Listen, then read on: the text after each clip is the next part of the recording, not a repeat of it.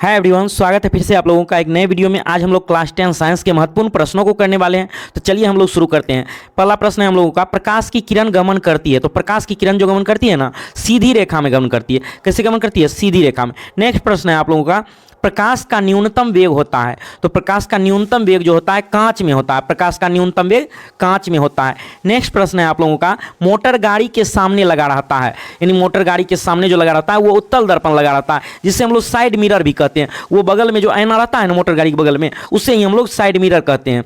तो ये जो है उत्तल दर्पण का लगा रहता है। नेक्स्ट प्रश्न है आप लोगों का, मोटर गाड़ी के हेडलाइट, आगे में जो बल्ब होता है बीच में, उसी को हेडलाइट कहा जाता है। हेडलाइट में किसका प्रयोग होता है? तो अवतल दर्पण का प्रयोग होता है। मोटर गाड़ी के हेडलाइट में किसका प्रयोग होता है? अवतल दर्पण का प्रयोग होता है। नेक्स्ट प्रश्न है आप लोगों का, समतल दर्पण द्वारा बना प्रतिबिंब होता है। तो समतल दर्पण द्वारा जो प्रतिबिंब बना हुआ होता है वो काल्पनिक होता है। कैसा होता है? काल्पनिक होता है। समतल दर्पण द्वारा बना प्रतिबिंब काल्पनिक होता है। अब लेंस की क्षमता का एसआई मात्रक क्या होता है? लेंस की क्षमता का एसआई मात्रक डायोप्टर होता है। लेंस की क्षमता का एसआई मात्रक क्या होता है? डायोप्टर होता है। नेक्स्ट प्रश्न है आप लोगों का, प्रकाश की किरणों के पथ दर्शाने वाले चित्र को क्या कहा जाता है? तो प्रकाश की किरणों के पथ दर्शाने वाले चित्र को किरण आरेख कहा जाता है। क्या कहा जाता है? किरण आरेख कहा जाता है। नेक्स्ट प्रश्न है आप लोगों का कि दो डायोप्टर क्षमता वाले लेंस का फोकसांतर कितना होगा? तो दो डायोप्टर क्षमता वाले लेंस का फोकसांतर 50 सेंटीमीटर हो जाएगा। कितना हो जाएगा? 50 सेंटीमीटर। नेक्स्ट प्रश्न है आप लोगों का, किसी उत्तल लेंस का फोकसांतर 50 सेंटीमीटर है, उसकी क्षमता क्या होगी? तो उसकी क्षमता जो है 2 डायोप्टर हो जाएगी। कितना होगी? 2 डायोप्टर हो जाएगी। नेक्स्ट प्रश्न है आप लोगों का, प्रकाश के किरणों के समूह को क्या कहते हैं? प्रकाश के किरणों के समूह को किरण पुंज कहते हैं। क्या कहते हैं? प्रकाश के किरणों के समूह को किरण पुंज कहते हैं।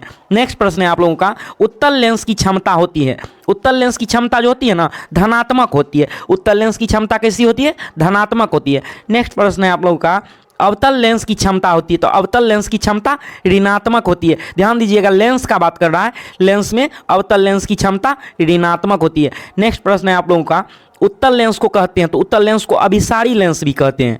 उत्तल लेंस को अभिसारी लेंस भी कहते हैं। नेक्स्ट प्रश्न है आप लोगों का, अवतल लेंस को कहते हैं, तो अवतल लेंस को अपसारी लेंस भी कहते हैं। अवतल लेंस को अपसारी लेंस भी कहते हैं।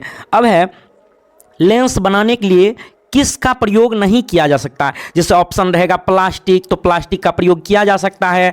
रहेगा कांच, तो कांच का प्रयोग किया जा सकता है। पानी, तो पानी का भी प्रयोग किया जा सकता है। रहेगा ऑप्शन में मिट्टी, तो मिट्टी का प्रयोग नहीं किया जा सकता है। लेंस बनाने के लिए मिट्टी का प्रयोग नहीं किया जा सकता है। नेक्स्ट प्रश्न है आप लोगों का, किस दर्पण से हमेशा वस्तु से छोटा प्रतिबिंब प्राप्त होता है? तो उत्तल दर्पण से हमेशा वस्तु से छोटा प्रतिबिंब प्राप्त होता है। उत्तल दर्पण से हमेशा वस्तु से छोटा प्रतिबिंब प्राप्त होता है। नेक्स्ट प्रश्न है, किस दर्पण से वस्तु से बड़ा प्रतिबिंब प्राप्त किया जा सकता है? किस दर्पण से वस्तु से बड़ा प्रतिबिंब? तो अवतल दर्पण से वस्तु से बड़ा प्रतिबिंब प्राप्त किया जा सकता है। नेक्स्ट प्रश्न है आप लोगों का, प्रकाश के परावर्तन के कितने नियम हैं? तो प्रकाश के परावर्तन के 2 नियम होते हैं। प्रकाश के परावर्तन के कितने नियम होते हैं? 2 नियम होते हैं। नेक्स्ट प्रश्न है, दाढ़ी बनाने में कौन सा दर्पण प्रयुक्त होता है? तो दाढ़ी बनाने में अवतल दर्पण प्रयुक्त होता है। उससे होता क्या है कि दाढ़ी बड़ा दिखने लगता है, और जिससे जो ना काटने में आसानी हो जाता है। छोटा भी दाढ़ी भी जो रहता है ना, उसको आसानी से काट सकते हैं। तो नेक्स्ट प्रश्न है, काल्पनिक प्रतिबिंब होता है। तो काल्पनिक प्रतिबिंब जो होता है ना, सीधा होता है। काल्पनिक प्रतिबिंब कैसा होता है? सीधा होता है।